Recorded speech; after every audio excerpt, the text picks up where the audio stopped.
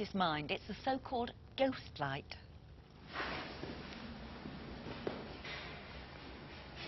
Flying around. Yes. It is.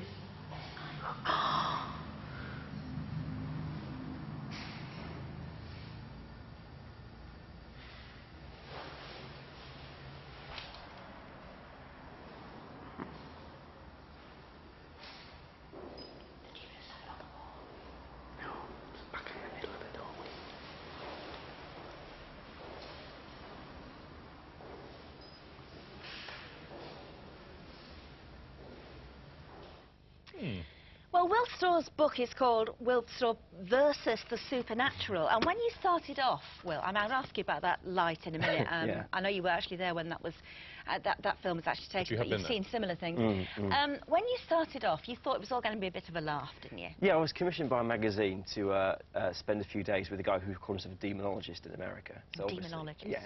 Obviously, I assumed this would be a right laugh. It would be, you know, a story about an eccentric, quite an amusing thing about basically a man who's deluded. You're an experienced journalist. Yes, I'm a feature writer. So I've, you know, been all around the world doing various crazy stuff for magazines like Loaded and The Observer and people like that. So you kind of imagined that you would end up writing a series of articles or whatever for a magazine like, for example, Loaded, which was actually say, then they did this. Yeah. Ripping it out of them, basically. Okay. Yeah. What changed your mind? Well, sort of from the word go, it was just really weird. The first thing it was, he took me to a haunted house, which he said was going to be built over a graveyard, and the people that were there had experienced This is in all sorts of America, stuff. in Philadelphia. Yeah, in Philadelphia, yeah. So this is a bit like Amityville or whatever. It's Exactly. all the old graveyard routine. We're on sacred ground. Oh, I just thought, great, it's going to be hilarious. You know, when we went around his house, he was watching Ghostbusters 2 on his telly, and it was all like perfect. You know, it's going to be very funny indeed. And then he said that we just seen the ghost light there. He said, what we're going to do is we're going to set up a camera, and the infrared camera can pick up these ghost lights, which are sort of balls of energy. Yeah. And I thought, sure. Great, sure. So we sat there, and there was apparently in this house, it was like there's a room where the son of these of a very sort of very respectable middle class sort of normal couple. The son sees this old man sitting at the end of the bed, and they hear noises and smell things. And it was all. How old was the son? The son was, I think, he was around kind of 6, but he'd been talking about it since he could talk, since the old man, talking about the old man that lives down the river. And I guess the first thing that made me think was a bit weird was just the fact they were just so normal. She ran the local deli. He was a physical instructor in local prison, so very respectable, sort of middle class. Yeah. Not mad at all. So that was a bit strange. And anyway, he said he's going to put this infrared camera up on the stairs, and we were going to see these ghost lights, and that was going to be, you know, this is what's happened. So I just thought, well, this is going to be a laugh. And we sat there for hours, and nothing happened, and it was just like, God, you know, this guy's obviously deluded. But then Deborah, the wife, said, I'm really cold. About 3 in the morning, I'm going to go upstairs to get a blanket because I'm freezing. So she walked up. We watched on the camera walking up the stairs. And this ball of light, very similar to the one we just saw on the screen, appeared above her head, followed her up the stairs. Could you see that with the naked eye, just on the camera? No, just on this screen thing. Turned right. No, she turned right, and the light turned left towards the child's bedroom. And I just thought, well, it happened. Oh my God! So that was the first thing. And what was this tapping on the shoulder incident that you had when you were researching demons? Yeah, no, this was the same night. Oh, and then the next thing that happened was that he said he was going to get electronic voice phenomena, which are these. Ghost people say that if you use a digital dictaphone, you press record on it and picks up ghostly voices. So you ask questions, you can't hear anything with the naked ear, but then when you play it back. Yeah, we've had them on this show. We played them. They are very disturbing, actually. Yeah, really disturbing. And again, I thought, well, this is going to be hilarious. He's going to play it back. There's going to be nothing there or a bit of static.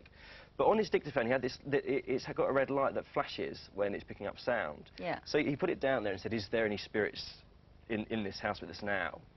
And the red light starts flashing. I'm thinking, oh God, it's getting a bit uncomfortable now. And then when he played it back, there was this horrible kind of growly, half speaking kind of sound. It was really, really, really scary. And then a bit later on, I was leaning forward on the table, and there was nobody behind me, and I felt something touch my back, and I was sort of... For sure, not a twitch of a muscle. No, like I said in the book, it was like there was no at that time there was no doubt at all in my mind. It wasn't like, oh, what was that? I launched to my feet and was just sort of swearing and just going, oh my God, you know. Well, let's look at a couple of pictures here. This is a picture of a ghostly mist, it would appear, taken by a ghost expert, that you met, called Will. Now, a lot of people in the Victorian era would have said, oh, well, it's either a bit of mist or ectoplasm, but again, that wasn't there when the picture was taken, it only appeared when the film was developed. Would that tell you that... You see, I would say, well, that's got to be some kind of camera. Actually, yeah, this was taken by a guy called Trevor up in Newcastle, who runs an organisation called Avalon Skies, and they very regularly go to Newcastle Keep, and he says that that this mist, you could actually... And it's known to be haunted, the yes, cave, isn't it? Yeah. And he saw the mist coming down the stairs, and he took a picture of it, and it sort of came towards him. And he says there was nobody smoking at that time. They could all see it. And I mean, you're in a building in the middle of the night. Where does that mist come from?